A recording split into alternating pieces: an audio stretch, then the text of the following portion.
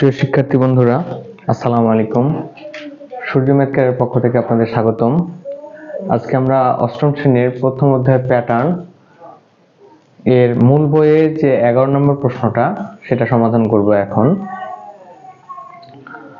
11 নম্বর প্রশ্নটা আপনারা দেখতে পাচ্ছেন। বলছে নিচের জ্যামিতিক চিত্রগুলো কাঠি দিয়ে তৈরি করা হয়েছে। আমরা জ্যামিতিক চিত্র দেখতে পাচ্ছি। প্রথম চিত্র, এটা দ্বিতীয় চিত্র আমাদের, এবং এটা তৃতীয় চিত্র। অর্থাৎ প্রথম, দ্বিতীয় এবং তৃতীয় চিত্র আমাদের দেওয়া আছে। এখন ক নম্বর প্রশ্ন বলছে কাঠির সংখ্যার তালিকা করো। সো কাঠির সংখ্যার তালিকা আমরা যদি দেখি, তো ক নম্বর প্রশ্ন আমরা লিখি 11 ক, যে কি বলেছে আমাদের, কাঠির সংখ্যার তালিকা করো। আমরা এই কথাটাই লিখবো যে কাঠির সংখ্যার তালিকা। কাঠির সংখ্যার তালিকা আমরা খেয়াল করলে দেখতে পাই, প্রথম চিত্রে আমাদের কাঠি রয়েছে কয়টি?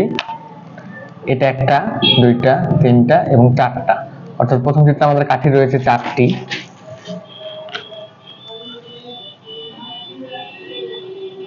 পরবর্তী চিত্রে আমাদের কাঠি রয়েছে, যদি খেয়াল করি, 1 2 3 4 5 6 7টি। তাহলে 7টি। এবং তৃতীয় চিত্র যদি আমরা খেয়াল করি, তৃতীয় চিত্রে কাঠি রয়েছে 1 2 3 4 5 6 7 8 9 10টি। তৃতীয় চিত্রে কাঠি রয়েছে আমাদের 10টি। এই হচ্ছে আমাদের ক নম্বর অঙ্কের সমাধান। এখন আমরা খ নম্বর প্রশ্নটা যদি খেয়াল করি, খ নম্বর প্রশ্নে বলছে যে তালিকার পরবর্তী সংখ্যাটি কিভাবে বের করবে তা ব্যাখ্যা করো। খুবই সহজ একটা অঙ্ক, যে তালিকার পরবর্তী সংখ্যা আমরা কিভাবে করব সেটা এখন আমরা ব্যাখ্যা করে দেখাবো। খ নম্বর তালিকার পরবর্তী সংখ্যা বের করার জন্য আমরা প্রথমে এই যে ক নম্বরে যে কাঠির সংখ্যার তালিকা দেওয়া আছে সেটা আমরা আগে লিখব, যে কাঠির সংখ্যার তালিকা, কাঠির সংখ্যার তালিকা। কাঠির সংখ্যার তালিকা খেয়াল করলে আমরা দেখতে পাচ্ছি কি, যে 4 7 এবং 10। এক্ষেত্রে আমাদের কি হচ্ছে, একটা পার্থক্য পাচ্ছি আমরা। 7 থেকে 4 বাদ দিলে আমাদের 3 আসে, 10 থেকে 7 বাদ দিলেও 3 আসে। অর্থাৎ পার্থক্য কত?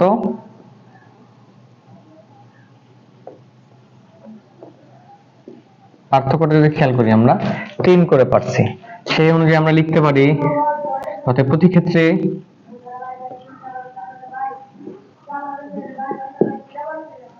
পার্থক্য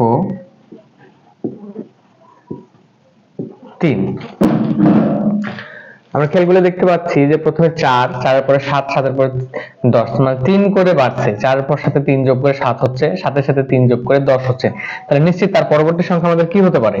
নিশ্চিত আমাদের পরবর্তী সংখ্যা হতে পারে কি, 10 এর সাথে 3 যোগ করলে 13 হতে পারে। এটা আমাদের পরবর্তী সংখ্যা হতে পারে। সো আমরা পরবর্তী সংখ্যাটা কি করে করব, এটা আমরা লিখতে পারি যে অতএব, এটা আমাদের করে দেখানো যাবে না, জাস্ট বোঝানোর জন্য এটা করা। আমরা এখন লিখতে পারি কি, অতএব পরবর্তী সংখ্যাটি হবে, যেহেতু আমাদের প্রশ্ন বলছে তালিকা পরবর্তী সংখ্যাটি, তো পরবর্তী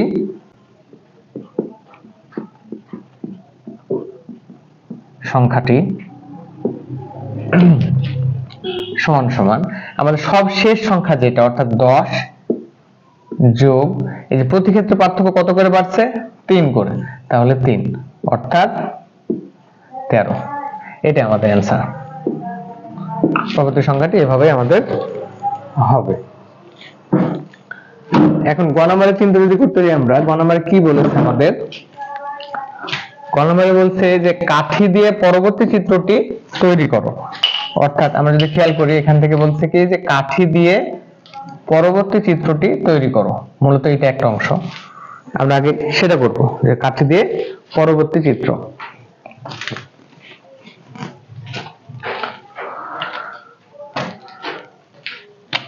গ নম্বর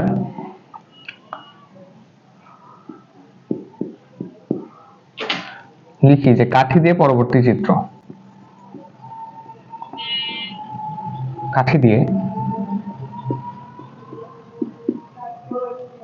পরবর্তী চিত্রটি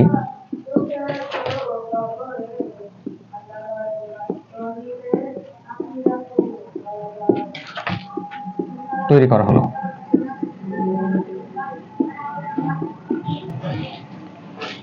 এখন আমরা চিত্রটা তৈরি করব, পরবর্তী চিত্র। আমাদের এটা প্রথম চিত্র, এটা দ্বিতীয়, এটা তৃতীয়। তাহলে পরবর্তী চিত্রটা যদি খেয়াল করি আমরা, যে প্রথম চিত্রে একটা কলাম ছিল আয়তাকৃতি, দ্বিতীয় চিত্রে আরেকটা দুইটা হয়েছে, এবং তৃতীয় চিত্রে তিনটা আয়তাকৃতি কলাম যুক্ত হয়েছে। তাহলে পরবর্তী চিত্রে আমাদের নিশ্চয়ই চারটি আয়তাকৃতি কলাম যুক্ত হবে। আমরা সুন্দর করে এটা করার চেষ্টা করব। তোমরা সুন্দর করে করার চেষ্টা করবে, স্কেল দিয়ে ধরে ধরে করবে প্রয়োজনে, যেন সুন্দর হয়।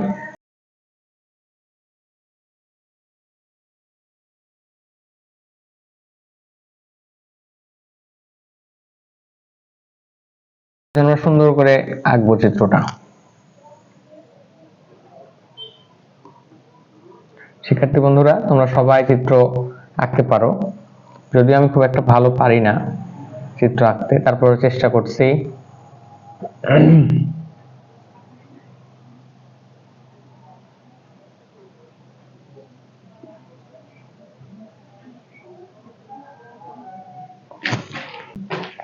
খেয়াল করি আমরা যে এখানে ছিল তিনটা আয়তাকৃতির কলাম, অর্থাৎ প্রথমে একটা, তারপরে দুইটা, তারপরে হচ্ছে তিনটা। তাই নিশ্চিত আমাদের পরবর্তী চিত্র হবে চারটি আয়তাকৃতির কলাম। তাহলে আমাদের চারটি আয়তাকৃতির কলাম হয়ে গেছে। আমাদের পরবর্তী চিত্র এটাই। এখন কথা হচ্ছে, এরা পরবর্তী অংশ কি বলছে, এবং তোমার উত্তর যাচাই করো। অর্থাৎ আমরা যে চিত্রটা আঁকিয়েছি সেটা আমাদেরকে বলতে হবে যে আসলে আমাদের এই কথাটা, মানে এই চিত্রটা ঠিক আছে কিনা, সেটা যাচাই করে দেখাতে হবে। তার জন্য আমাদের কাজ, এখানে আমরা কিছু কথা লিখবো। এখন নিচে যেহেতু জায়গা কম আমাদের, উপরে আমরা ক নাম্বার এবং খ নাম্বার অঙ্কটা মিশিয়ে দিচ্ছি। আমরা উপরে লিখবো এখন বাংলা কথাটা। কি লেখা যায়?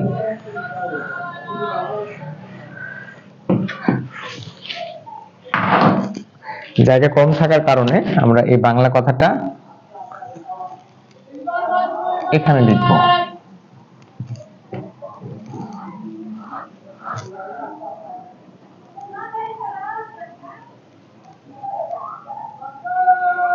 আমরা কি লিখতে পারি? যে কাঠি দিয়ে যে জ্যামিতিক প্যাটার্নগুলো তৈরি হয়েছে, তাহলে আমরা বলতে পারি যে কাঠি দিয়ে তৈরি প্রদত্ত জ্যামিতিক প্যাটার্ন থেকে দেখা যায়, আচ্ছা আমাদের যে জ্যামিতিক প্যাটার্নটা রয়েছে সেটার থেকে আমাদের উত্তরটা যাচাই করার জন্য আমাদের কিছু বাংলা কথা লিখতে হবে। তার জন্য আমরা লিখব কাঠি দিয়ে তৈরি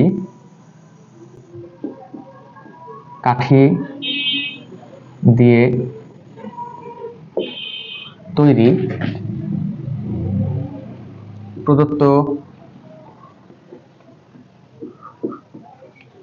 জ্যামিতিক প্যাটার্ন থেকে দেখা যায়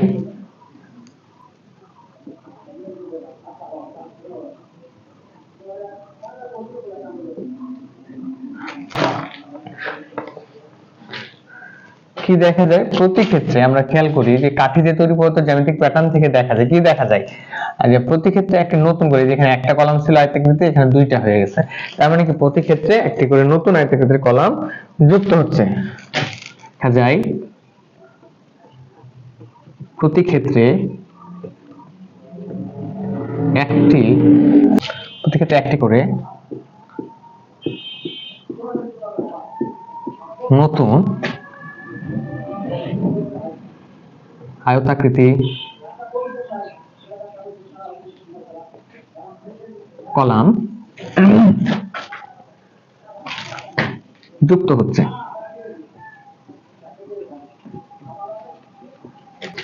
এটি এমন ভাবে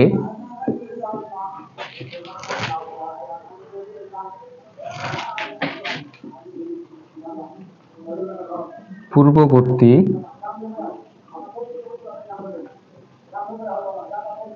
জ্যামিতিক প্যাটার্নের সাথে যুক্ত হচ্ছে যে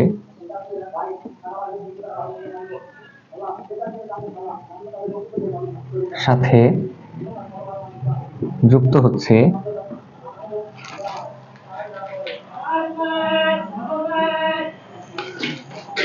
যাতে পূর্ববর্তী চিত্রের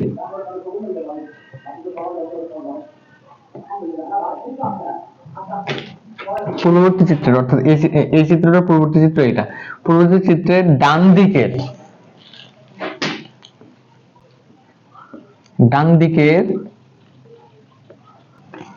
দিকের কাঠিটি নতুন করে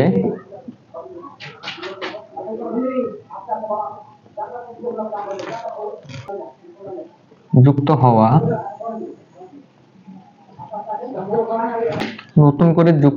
চিত্রের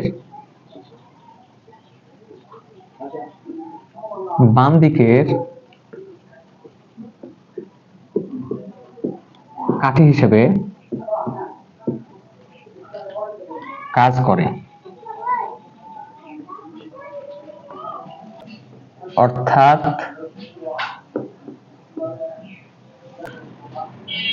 প্রতি ক্ষেত্রে আয়তাকৃতি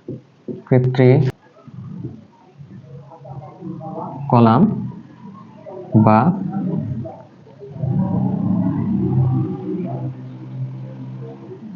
জ্যামিতিক চিত্রে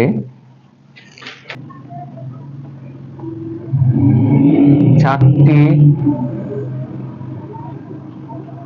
কাঠির পরিবর্তে তিনটি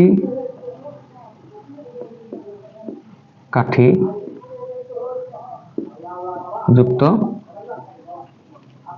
হচ্ছে। সুতরাং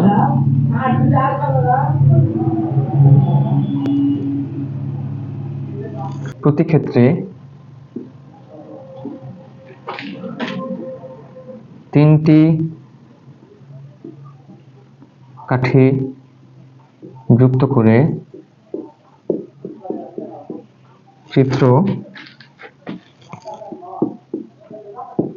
তৈরি করা হয় বলে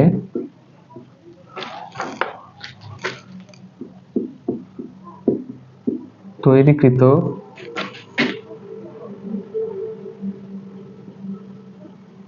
চিত্রটি যথার্থ। শিক্ষার্থী বন্ধুরা, তাহলে গ নাম্বার অঙ্কে আমাদের যেটা বলেছিল কাঠি দিয়ে পরবর্তী চিত্রটি তৈরি করো, আমরা চিত্র করেছি এবং তোমার উত্তর যাচাই করো। এই উত্তরের জন্য আমাদের কিছু কথা লেখা লাগবে। কি লিখেছি আমি, যেহেতু এখানে জায়গা নেই, সো আমরা এখানে লিখেছি যে কাঠি দিয়ে তৈরি প্রদত্ত জ্যামিতিক প্যাটার্নে থেকে দেখা যায় প্রতি